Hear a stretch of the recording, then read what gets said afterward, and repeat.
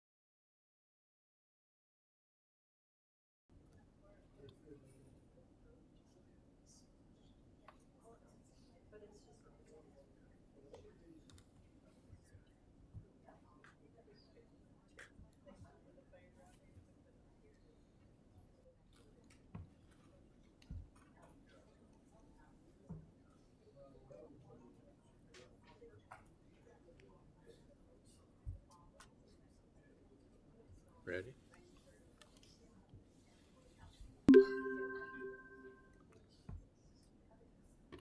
We'll call the school board meeting to order. Please stand for the pledge.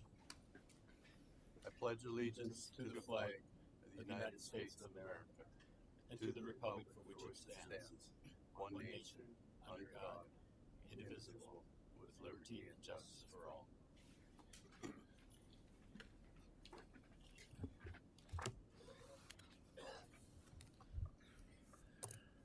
First item on the agenda tonight is approval of the agenda. Do I have a motion? So moved.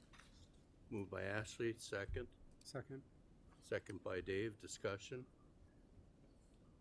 All in favor, say aye. Aye. Opposed? Agenda is approved. Next item on the agenda is to accept the 2024-25 audit report. Kara?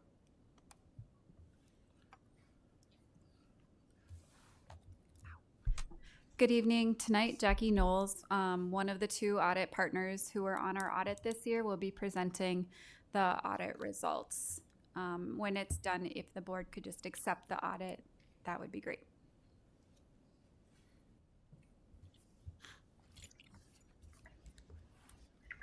Good evening. Thank you for having me. I'm going to attempt to share my screen here with the PowerPoint.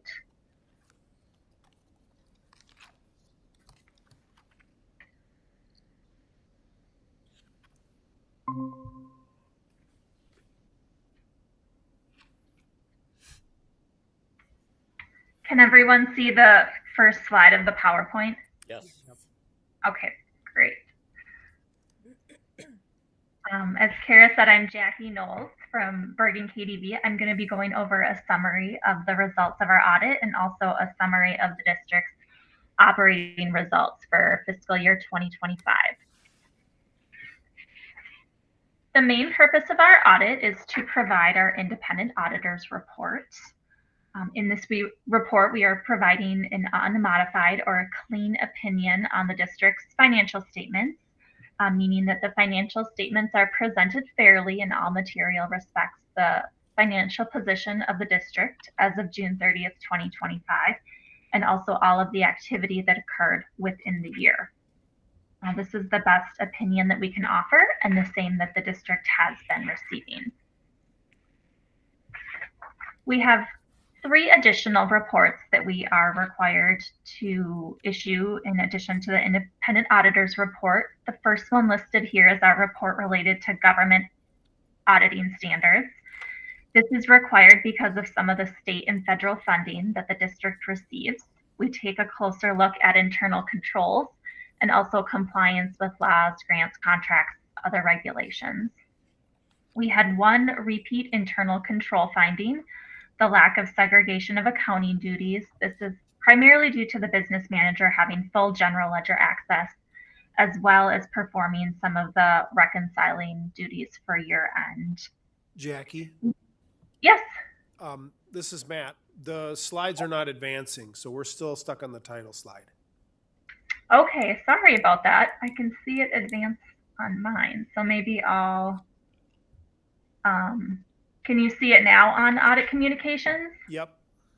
Okay, maybe I'll just leave it like this then, not in PowerPoint presentation mode, at least then I know you're looking at the right slide. Thank you. Yeah, so the government auditing standards report, we didn't have any compliance findings related to that. Our second report that we issue is the results of our single audit performed in accordance with the uniform guidance. So this is a specific federal requirement. The federal government is very specific about which program we need to test. This year, we were required to test the federal special education cluster. And we are issuing an unmodified opinion on compliance for that program, and we did not have any internal control findings related to federal special education. And then our last report is the report on the results of testing on Minnesota legal compliance, where we test for compliance with certain state statutes applicable to Minnesota school districts. And we did not have any findings there either. And then I'll just take a minute at this time to note that the reports in your board agenda packets are still in the draft form this year, and that is because each year the federal government releases a compliance supplement. It's a document that we use for testing, doing that single audit test work, and that has not been released yet for 2025. So once that supplement is released, if there's anything additional that we would need to look at for federal special education, we would do that at that time, and then we would be able to release final copies of the financial statements.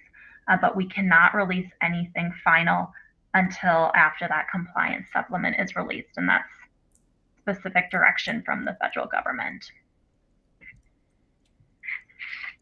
Jackie, can I ask a quick question? Yep. Regarding that, do we have any sort of estimated time frame? Obviously, probably impacted by the government shutdown, I would assume. Yeah, so as of now, they're saying it could be the end of 2025, but it also could be into 2026. So we're just going to kind of wait and see. I know that the MDE is not going to extend any deadlines on their end. So their deadline for needing their copies of the financial statements is still December 31st. So if we're, approaching that deadline and the new compliance supplement is not out yet, we'll have to pull the main financial statement report apart and issue 2 separate documents, and they'll just have to have different dates so that we can comply with both MDE and the federal government. Understood. Thank you.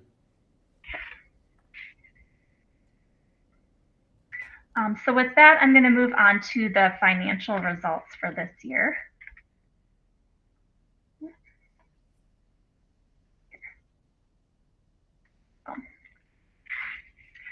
So we start off looking at the basic piece of general education aid that districts in Minnesota receive for per pupil unit served. And for 2025, districts did receive a 2% increase in that aid. And we'll see the impact of that on revenues in a few slides. Then, of course, the other main factor in determining basic general education aid is going to be the district student counts. So here we can see resident ADMs versus the adjusted ADMs for the past 5 years. Residents being public school students residing in the district's boundaries, regardless of where they are attending, and then adjusted being the count served at the district. So resident students have decreased since 2022. The adjusted ADM served at the district also decreased from 2024 to 2025. That was about a 3% decrease. And here's that same information in graph form, the difference between the adjusted ADM and the resident ADM being due to net open enrollment gains.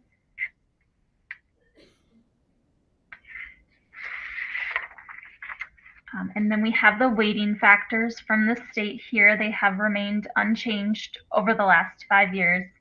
And then applying those weighting factors, we get to the adjusted pupil unit number, which is what the gen ed aid is paid based off of. And the total adjusted PUN also down about 3% from 2024 to 2025.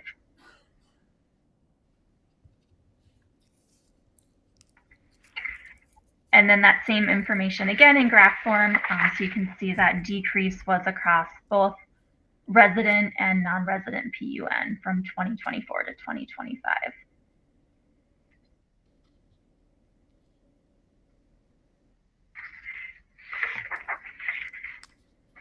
And then we'll move on to looking at the operating results for the general fund this year. Total general fund revenue did decrease about 1% from 2024 to 2025. The largest decrease was within federal revenues. That was down about $3.2 million with the ending of the education stabilization funding, or the ESSER money. State revenues increased almost $1.6 million. That was due to an increase in the state special education entitlement as expenditures increased, and also the district elected to use federal special education aid for tuition bills this year. And there were also several new state grants, including entitlements under the READ Act, also Safe Routes to School and solar grants, to name a few, were some new ones for 2025. Total general education aid was pretty consistent from 2024 to 2025. That 3% decrease in the pupil unit number was offset by the 2% increase in the basic formula allowance. And then also there was an increase in the amount related to compensatory. Other local and county revenues increased about $600,000 with increases in interest earnings, medical assistance funding, and charges for services related to outsourced business services. And then property tax revenues were up about $350,000, primarily related to an increase in an amount levied for retiree health costs.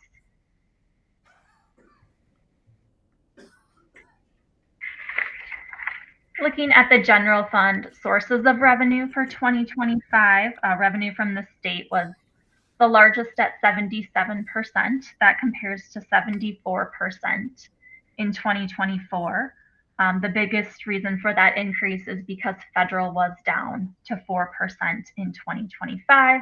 Again, with the end of that education stabilization funding, federal was at 9% for 2024.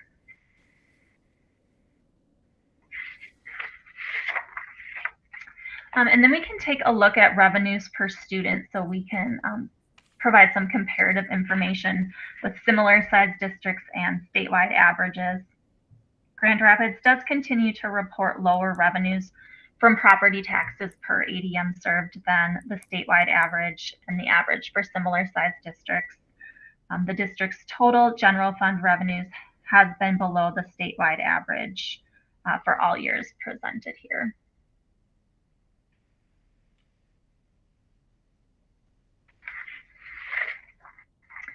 And then moving on to expenditures, we have the spending allocation here, which is very consistent with where it was for 2024. I saw just 1 percentage point change here and there.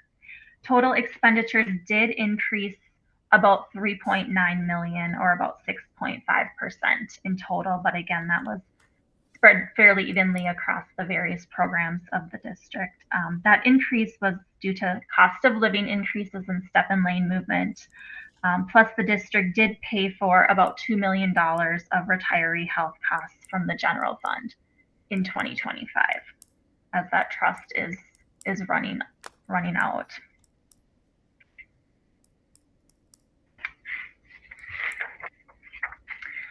Looking at expenditures per student, the district's expenditures per ADM were below averages for the state and similar sized districts, both in total and in just the general fund since 2022.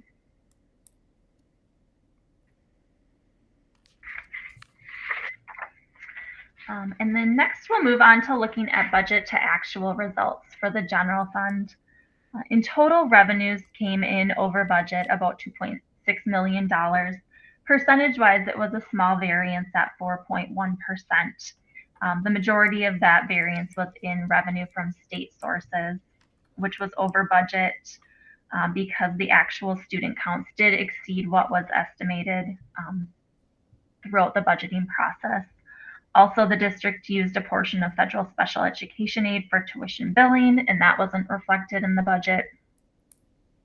There are also some new state grants, including construction-related grants for the solar project and parking lot improvements. Those were not budgeted, but those are expenditure reimbursement grants. Other local and county revenues were over budget due to conservative budgeting for amounts that can vary from year to year. And then local property taxes were over budget primarily due to not budgeting for taxes levied for those retiree health costs. Looking at expenditures, they were over budget in total about 1.3%. Regular instruction reporting the largest variance, again, due to paying for those retiree health costs. About $2 million were paid for out of the general fund, and that did exceed the amount that was budgeted. Another program reporting a larger variance was sites and buildings. That was due to the timing of projects, and then also the issuance of copier leases was not included in the budget. And so we do see kind of the offsetting variance for that down in other financing sources, recognizing the debt issued for those copier leases. So we do see some offsetting here. But bottom line, fund balance did increase about $2.1 million. And we'll see on the following slide where that increase is seen in the various components of fund balance.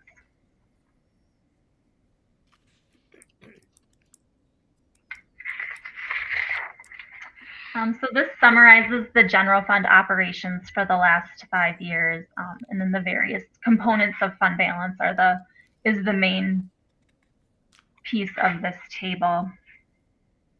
Much of that $2.1 million increase in 2025 was in the various restricted portions of fund balance, meaning that an external party is requiring that money to be spent on a specific purpose. So in 2025, we see larger increases in amounts restricted for the ALC, basic skills, and medical assistance. The amount assigned for transportation also increased. The district's unassigned portion of fund balance, which is what's available for spending on any purpose, actually decreased about $224,000 to about 9.2% of expenditures at June 30th, 2025. The district's policy states that the district will maintain a minimum assigned general fund balance of 10 to 15%. of the annual expenditure budget. So just slightly below that amount stated in policy at June 30th, 2025. And this is another way to look at fund balance percentages. So in this rust color, we have the unassigned percentage that carries over from that previous table. We also have the district's unrestricted fund balance percentage, and we can compare that to the statewide average. And the main difference between this green bar and the rusty color bar is because the green does include assigned fund balance, and it also includes the non-spendable fund balance, which I'm just going to jump back quick, which was more significant for 2025 than it has been in previous years. That's related to prepaid items, so money that's already left the building. It's already been spent on items for the upcoming school year. So that increased quite a bit for 2025, just the timing of payments for some of those subscriptions and those annual fees for software licenses, things like that. And then also another big difference in these two amounts is going to be the denominator used in this equation. So this is unrestricted fund balance as a percentage of unrestricted expenditures. And the state MDE does this calculation for us. So any of the restricted expenditures, anything related to these restricted fund balances on the previous slide, the basic skills, the medical assistance, the ALC, those are all excluded from the denominator in the green bar calculation. But comparing the district's unrestricted percentage to the statewide average, the district has been historically below that statewide average.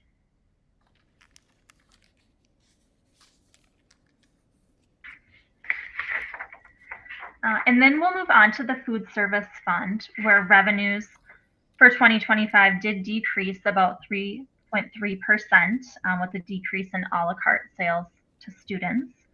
Expenditures were up about 2.1% with salary increases and also the purchase of some capital items, including a freezer and a food delivery box. But fund balance did increase to about 1.26 million at the end of the year.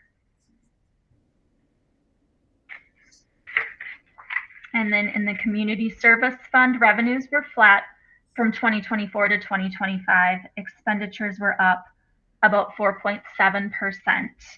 That was primarily due to a gym floor resurfacing project for a space that is rented out for community education activities.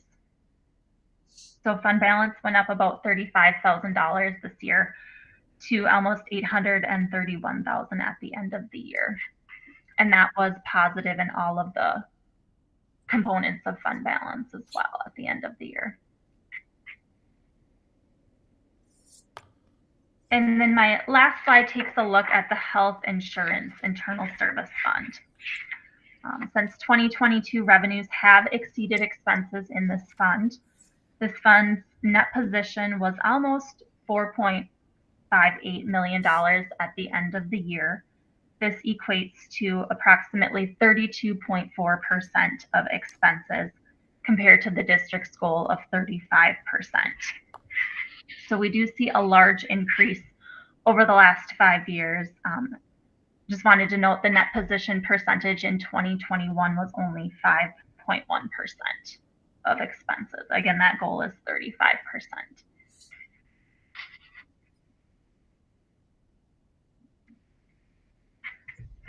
And that concludes what I had prepared. I'm happy to answer any questions.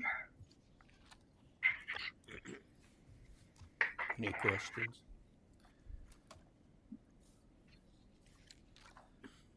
I have one. When we look at our ADM, our student ADM, we had an other column in there. I'm kind of confused what that would have been. That's on page 10 or whatever of the report there. Mm-hmm. Yeah, it's primarily like disabled early child care. Okay. It's gonna be pre-kindergarten.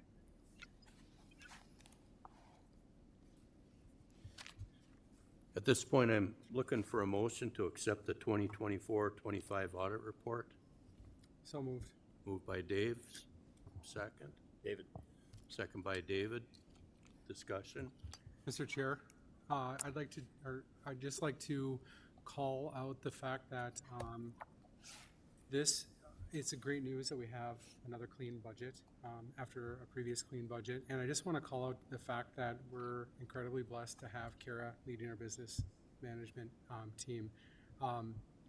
Sitting in this role as treasurer, I'm seeing behind the curtain on how schools are financed in the state of Minnesota. And I honestly am looking at the general public right now when I say this, that I don't know that it could be more complicated than it is. And I think that the way that you bring this all together in a clean format, and our auditors prove that or have shown that it's done right, and you and we are spending taxpayers' money appropriately, is just great to hear. So thank you, and your team, for all that they do.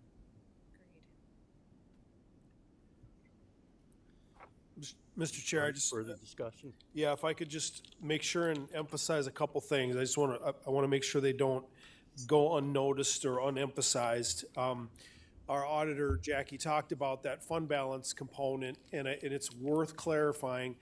And it's a point of confusion, I know, for people to hear about a fund balance overall that goes up, but our fund balance percentage, our target, goes down. And it goes back to the fact that she said it in a perfect way. She said an external party is requiring us to spend money in a designated place, and that money doesn't help our fund balance percentage. So when our fund balance goes up $2.1 million in places that are restricted, that doesn't mean that we have $2.1 million more that we can spend wherever we want.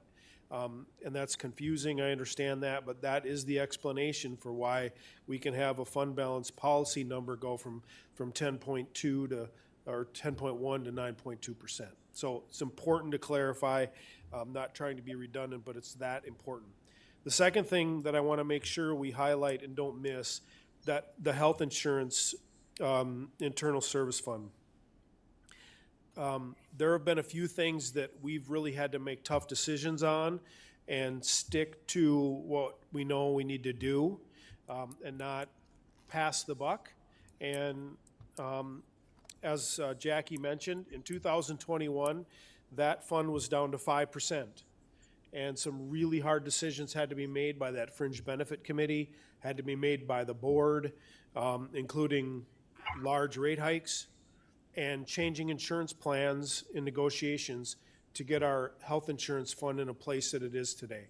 And those kinds of decisions are not fun, they're not easy, and they're not popular. But it's what needed to happen, and the results speak for themselves, that that fund now is healthy. And it's not that having it look nice on a graph isn't the outcome of that. It's stability for our employees, that we can have insurance that will go forward.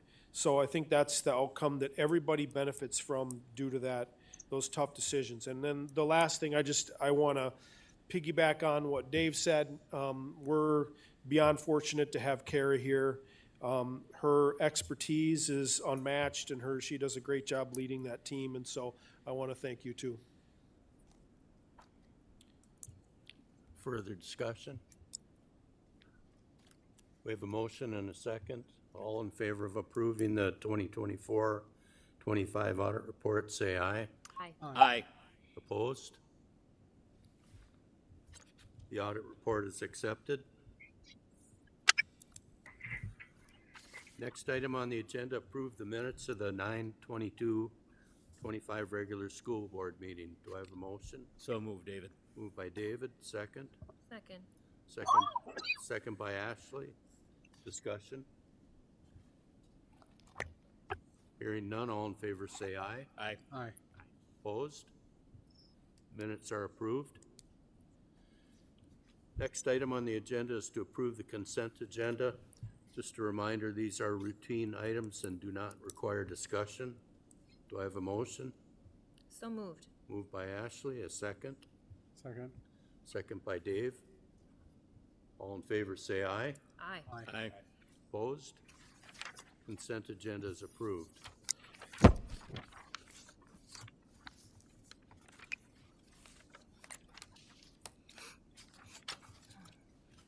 Next item on the agenda, Kara, approve the transfer of funds and close OPEB debt service fund.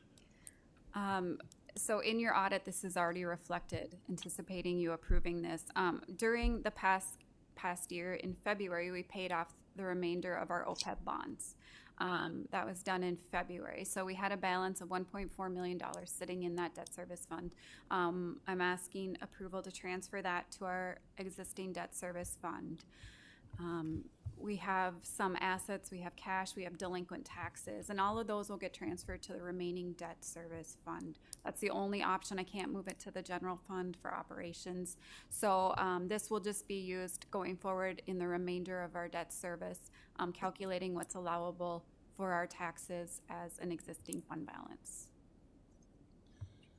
Do I have a motion to approve the transfer of funds and close the OPEB debt service fund? So moved. Moved by Dave, second. Second. Second by Ashley, discussion. Hearing none, all in favor say aye. Aye. Aye. Opposed? We've approved the transfer of funds to close the OPEB debt service fund. Next item on the agenda, approve resolution to accept donations and gifts for July, August, September 2025. The amounts of the donations are July 25, $25,735. August 2025, $46,310. September 2025, $5,227.40. Do I have a motion to approve that resolution? So moved, David. Moved by David, second. Second. Second by Ashley, discussion. Yeah, Mr. Chair, just a quick question. Looks like July of 2024, we had 10 times more donation. Do we know what that was from?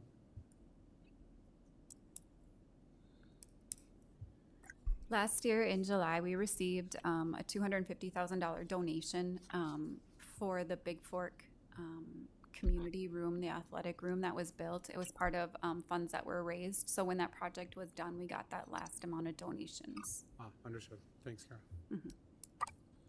Further discussion?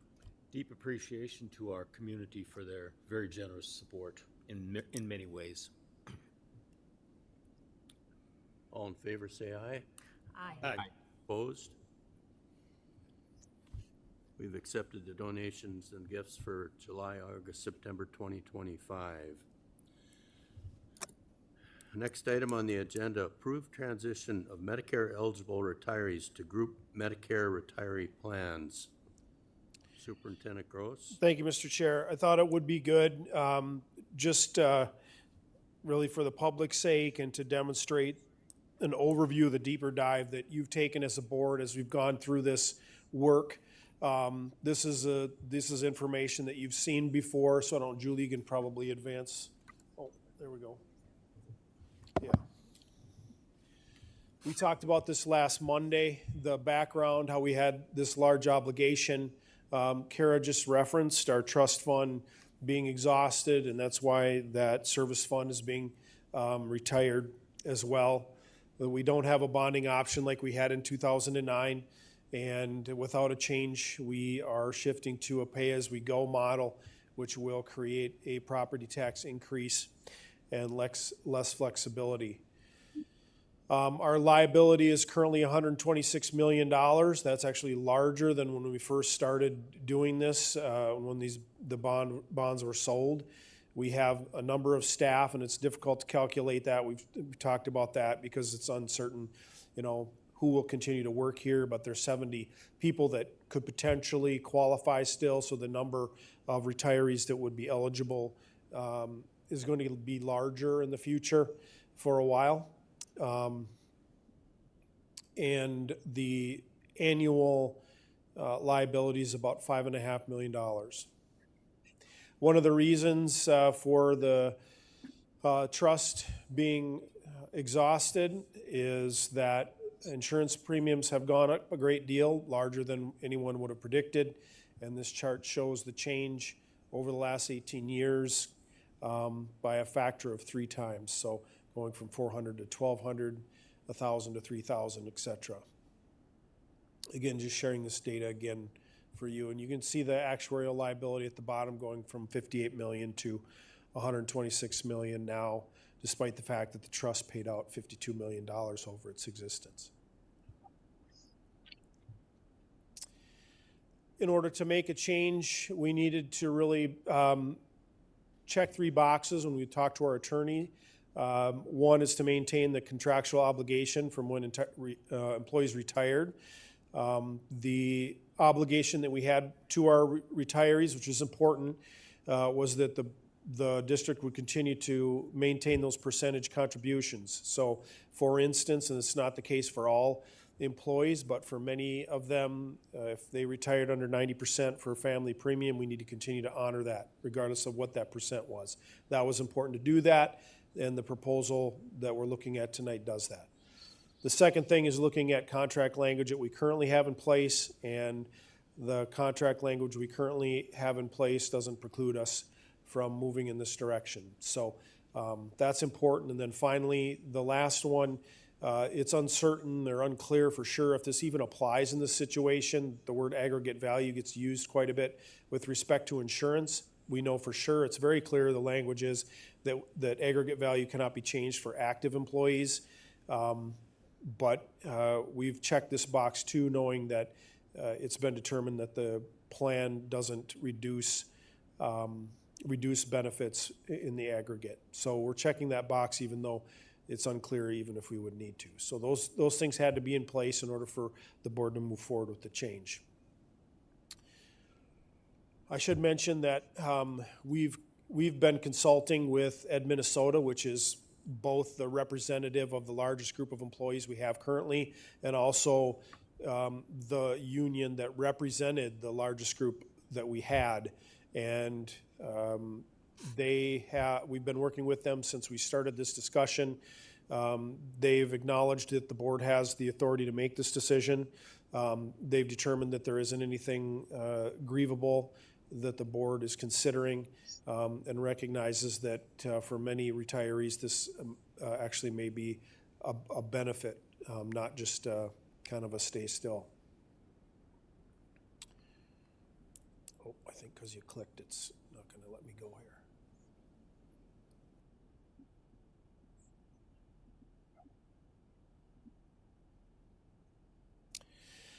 Our goals were this. Again, we talked about this last week, that we want to make sure and take care of the people that worked here and that retired from here, reducing liability, looking out for our community as well, and creating some stability tax-wise and also in our budget. The type of change that we examined, one was a defined benefit, which is generally a set dollar amount to retirees to purchase their own insurance, but there are problems with that model. It's unpredictable, and I believe that one would violate that first condition we needed to meet regarding the percentage contribution to our retirees. So the model we looked at was to transition to a Medicare Advantage type plan, using the percentages that we had acknowledged when retirees left. In doing that, we determined that the benefits were comparable or better, and so this is the one that we narrowed in on. The reason why this works is because it takes advantage of Medicare funding. George talked about this at the work session last week and how that creates a financial advantage. We talked also about how the county has made this change a number of years ago, and it was popular or has been a popular change among most county employees. The impacts on our current group, 2 things that come up. One is stop loss, which is like a insurance on insurance, essentially. There may be a small increase there just because the group size will be smaller, but in terms of premiums, the premiums of the group that are left will continue to be based on the utilization of the group that is there. So the people that are paying it will be paying insurance premiums based on how much insurance they use. The 2 plans that really are incorporated in this proposed change are the Group Platinum Blue and the Group Medicare Advantage Plus. And you looked at those last Monday. There was a slight difference in cost, but Retirees would be in one of those two based on what county they live in. And then one of the plans is just a little bit cheaper. We built our financial model on the one that's more expensive so that we could kind of have a worst-case scenario. As I mentioned, the benefits are comparable or better. The main exception is hearing aids. The Platinum or the Medicare plans have a cost for hearing aids, but there are other benefits that our current plan doesn't have that the Medicare plans do. And so those things essentially were determined to balance out by the actuaries. At the end of the day, this will save most of our retirees' premium costs. Those that are paying premium will save premium costs, and it will also reduce the community's property tax liability by about $2 million a year. This is the cost breakdown. Those top in the current up there are the total premium costs, not the retirees' cost. That's the total cost of the premium. Same with the ones below. We did solicit a quote from Health Partners at our retirees' request because our retirees have had a good experience with Health Partners, and so we checked. They were unable to meet the cost targets that Blue Cross had put out. This is an example chart of how this is expected to play out for many of our retirees. You can see a variety of scenarios on the left. It's difficult to predict because we have people in a lot of different scenarios. Again, this also does use the more expensive Blue Cross plan, so the advantage to our retirees that are on the more expensive plan will actually be larger, and the advantage to our taxpayers will be larger should they be on the cheaper, the two Blue Cross plans. Just a few highlights of how the plans are different. The out-of-pocket maximums are different. The Medicare plan has a lower one. There really isn't a way to get to the out-of-pocket maximum on the Medicare plan because there are no ways to really incur costs towards that because the services are covered at 100%. There are copays in our current plan. There are no copays in the Medicare plan. The big difference really comes in that hearing aid piece. I mentioned that. And then in the prescriptions, how that's handled. Our current plan has an $1,100 prescription deductible. The Medicare plan doesn't have a deductible. It has copays instead. The other difference is that the current plan does not cover non-formulary drugs at all. The Medicare plan covers them the same, whether it be $4.50 for generic or $10 for brand name. And then I listed some of the other benefits that offset some of that, the hearing aid benefit. There have been a number of opportunities for engagement. This is a list of what we've been doing with stakeholders over the last 6 months. I should mention too that one of the concerns that's been raised has been access. That's, and I stayed after a couple different meetings and looked up doctors to make sure that they were, our retirees are going to be able to continue to see the same people. And locally, we were not able to find somebody that wasn't going to be in network. Rochester Mayo was a big thing. We did verify that Rochester Mayo is in there. The U of M is in there, so that network is large. It was brought to my attention this last week that, or late last week, that Mayo in Florida is out of network. In checking out our utilization, we didn't have anybody use Mayo, Florida in the last 2 years. And Mayo, Arizona isn't included either, but the number of individuals accessing care down there was very, very small too, less than 10. So it's not a network that's used highly by our current retirees. What I'm recommending tonight, and the team's recommending tonight, is that we transition Medicare eligible retirees from the district's self-funded Health Partners plan to fully insured Blue Cross Blue Shield, Platinum Blue, and Medicare Advantage Plus coverage. At this point, I'm looking for a motion to approve the transition of Medicare eligible retirees from the district's self-funded Health Partners plan to the Blue Cross Blue Shield Group Platinum Blue and Group Medicare Advantage Plus plans. Do I have a motion? So moved. Moved by Ashley, second. Second. Second by Dave. Discussion? I appreciate the workshop and the time that was spent on this. It's a big hit for the district. It was kind of a last minute thing. It disappointed me last year when it came up, the timing. But I appreciate the action that's been done on this and the work that's been done, so. I guess I would just like to say, I will need to abstain from the vote because I'm covered by the plan, but I strongly support the transition. I believe that it's the best thing for retirees, and I really believe the districts and the committees have dotted the i's and crossed the t's and really examined closely the advantages and disadvantages, and I think this is a good move for our retirees. I would also say, echo Tom's comments about the work that the district has put into this.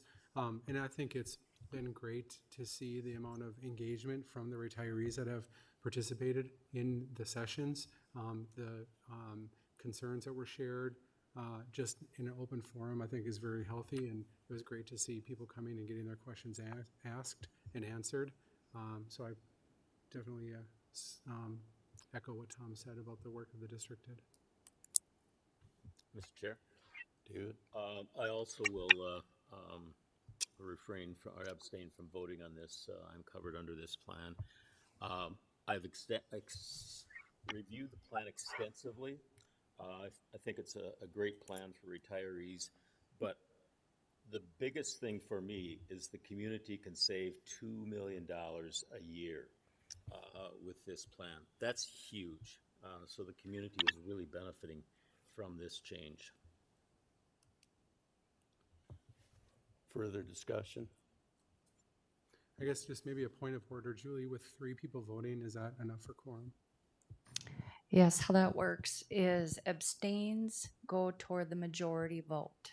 So depending on those 3 members voting the majority, those abstains will go with the majority. Okay. Julie, can I have a roll call vote? Yes.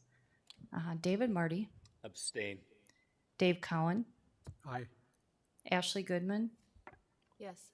Tom Gustafson, Yes. and Mark Schroeder. Abstain. The motion to approve the transition is approved.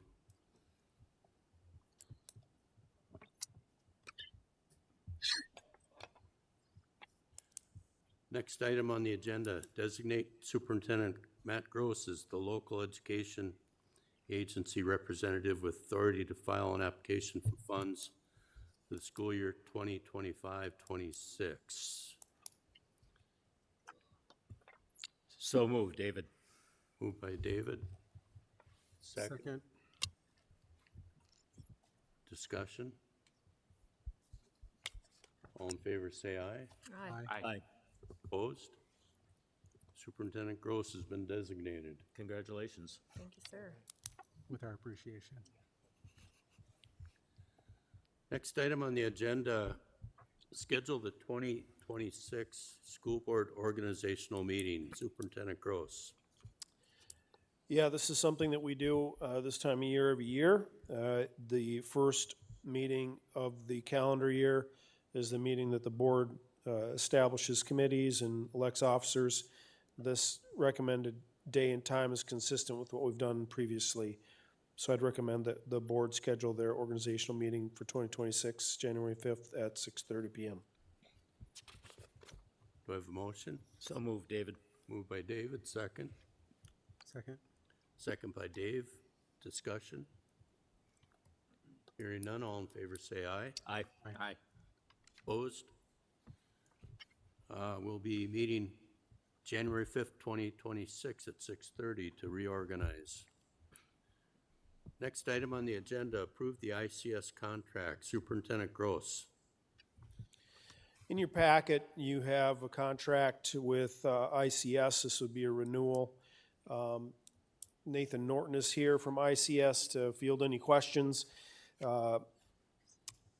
This is a relationship that the school district has had for quite some time. They know our buildings very, very well. And I think that relationship has paid off in terms of how our projects have done. The contract enables the district to have flexibility. We can use ICS and all of its faculties and expertise. We can manage some of the project and use them in a consulting basis, or we can run a project ourselves if we're able to manage it. The changes in the contract are minimal, two specifically, and maybe Nathan, if you just want to talk about those, and Kent Corbett is here as well. He's helped us on a number of projects over time. Couple small changes. Our facilities committee did review this contract, and it comes with their approval, but I'll let Nathan address the two small and quick changes. Yeah, thank you, Superintendent Gross. Nathan Norton with ICS. Another reason for the update is it's to the most current AIA document now. The previous one was 2009. This one's the 2019, which is the most current B132 and C132 contracts for AIA, Architect Institute of America. The changes, everything else is consistent to what was reviewed and modified at the last time we went through a master agreement with you folks. And the two changes that we made were to reimbursables. We did have a 0% reimbursable markup before. We did change it to 10%. I do add that as a CM, there's not lots of reimbursable items. So these are the few things that do run through our books. For example, if there's a $500 dumpster, and you guys end up not paying that direct, which you certainly have the right to, and it comes through our system, that $50 is to cover our accounting fees to run that through, send a check, and to run it through us. The other change was a termination clause or termination change. You guys used to have a 50% fee. We actually our new standard is dropped to 25%. So that's a better item for you guys. Those are the only two changes. Do I have a motion to accept the ICS contract? So moved. Moved by Dave, second. Second. Second by Ashley, discussion. I just want to mention, and Matt mentioned it briefly, there is no exclusivity provided by this, which it's really a partner. It shows a commitment to teaming and partnering rather than trying to create a we got to go to you type situation. So I appreciate that. Yeah, good point. Mr. Chair? David? We've had a tremendous working relationship with ICS. Very proud of the work they've done for us over the years. This is an extension of a 4-year contract. Mr. Superintendent, have we had comparable bids? For professional services, we're not required to solicit bids for professional services. Okay. So no.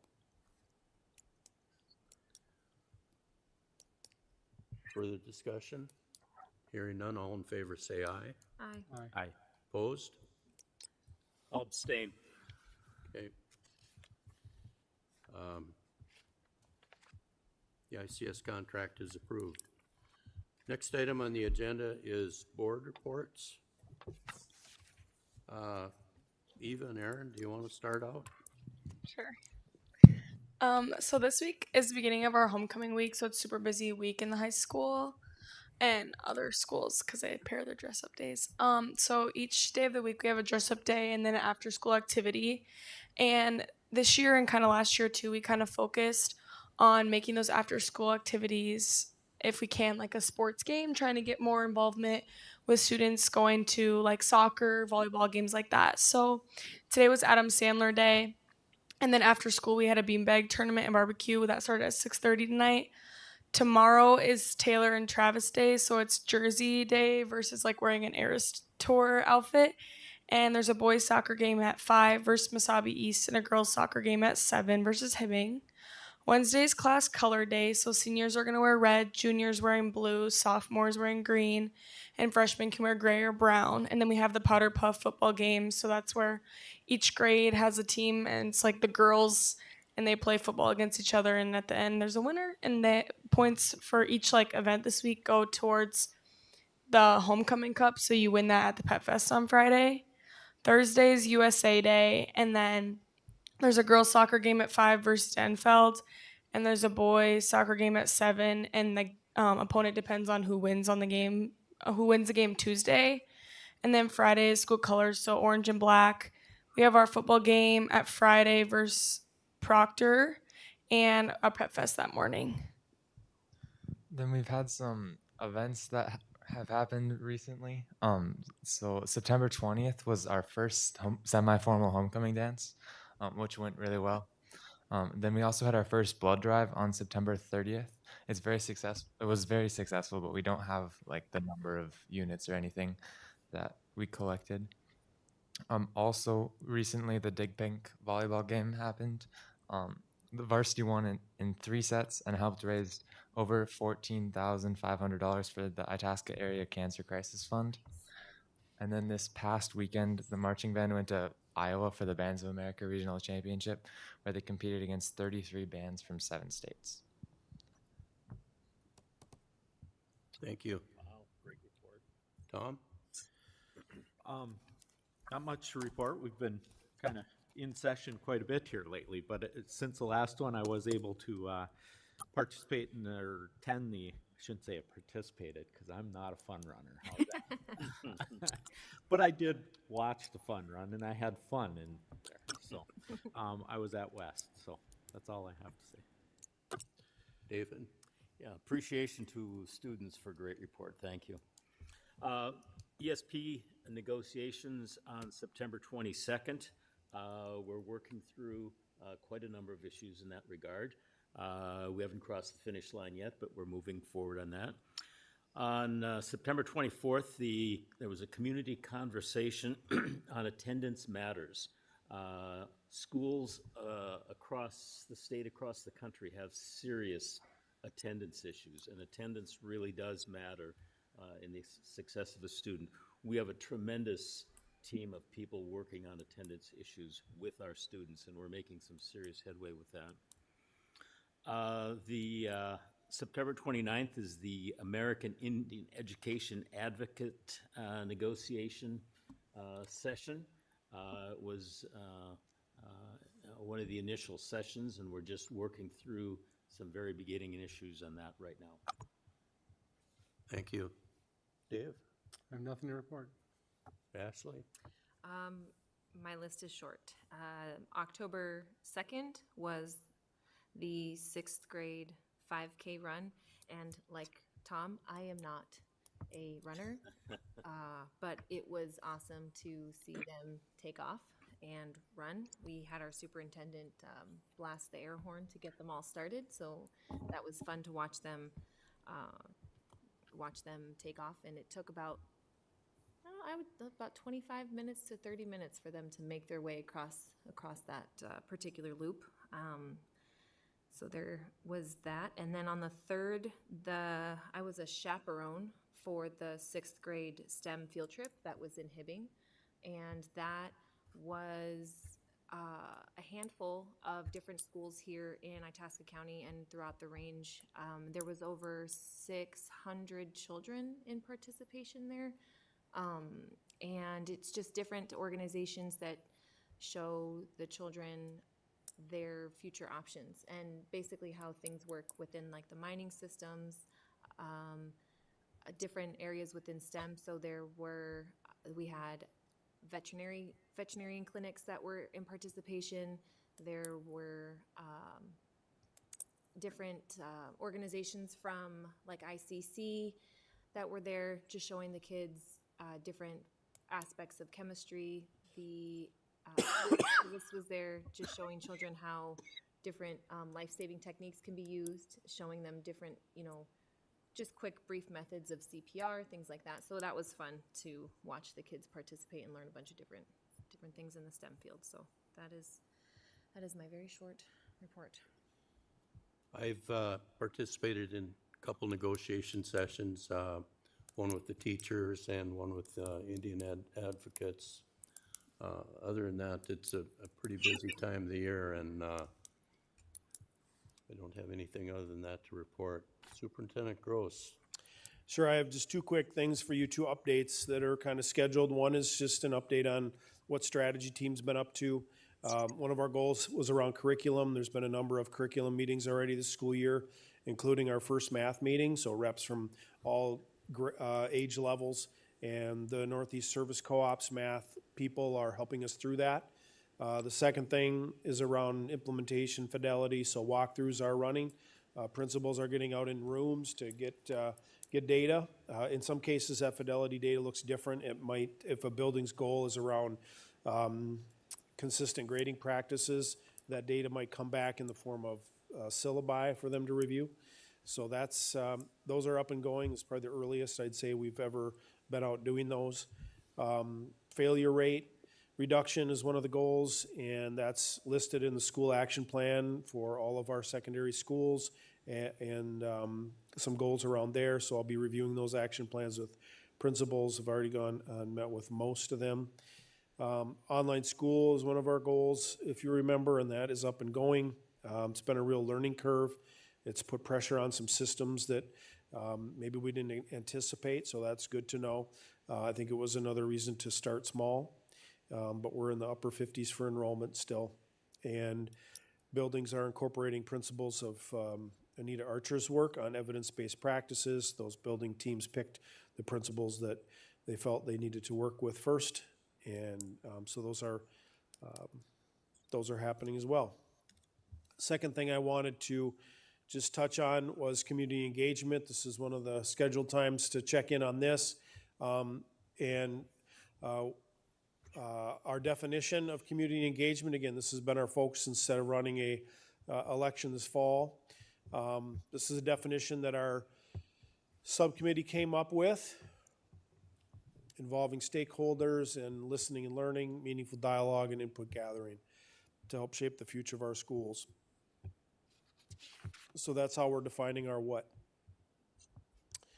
What we're hoping to have happen out of this, build understanding, confidence, and trust, provide an opportunity for voices to be heard, gain clarity on what matters most, and then clarify the level of support for either additional funding or sustaining additional budget reductions and cuts. So that's really what the goals of the community engagement are, those four things.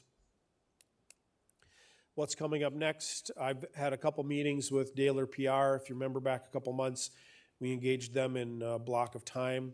So I've had a couple meetings with them. I've got another one tomorrow, actually. We've had a couple subcommittee meetings early on. We have one tomorrow. We're going to be including a thought exchange in our community newsletter that is going to be finalized at the end of this week. And so that'll be an opportunity where 10,000 people are going to have access to this input gathering device. So I'm really looking forward to that. And then developing a task force is kind of our big October, November work.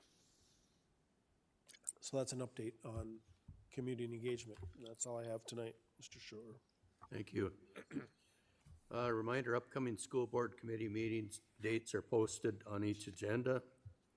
School board meeting agendas can be found on the district website and on the designated posting site at the ISD 318 Ed Services Center. Is there any other business to come before the board? Is it Principal Appreciation Day? It is. Day, yes. Do we appreciate our principals? We very much appreciate all of our principals, yes. Thank you for your services. That would definitely, tough job, and we definitely appreciate the job they do. Julie, has anyone signed up for public input? I have no additional people that have signed up.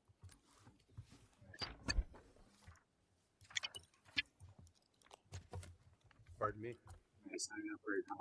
I've never been to one of these, but I have become this one. Mainly, I just need to talk. We can talk afterwards if you want to do that instead. Okay. I'm not Yeah. covered or nothing. Yeah. I'm not covered in tattoos. Don't. It's nothing bad. I just got just Yeah. Do you want Yeah, to let's just do have a that. discussion after then? Yeah, yeah. save everything. Okay.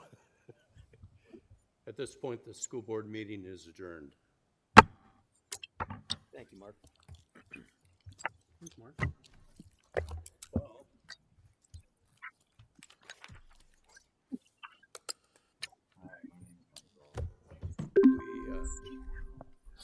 we did not really have much input. I sort of expected we might have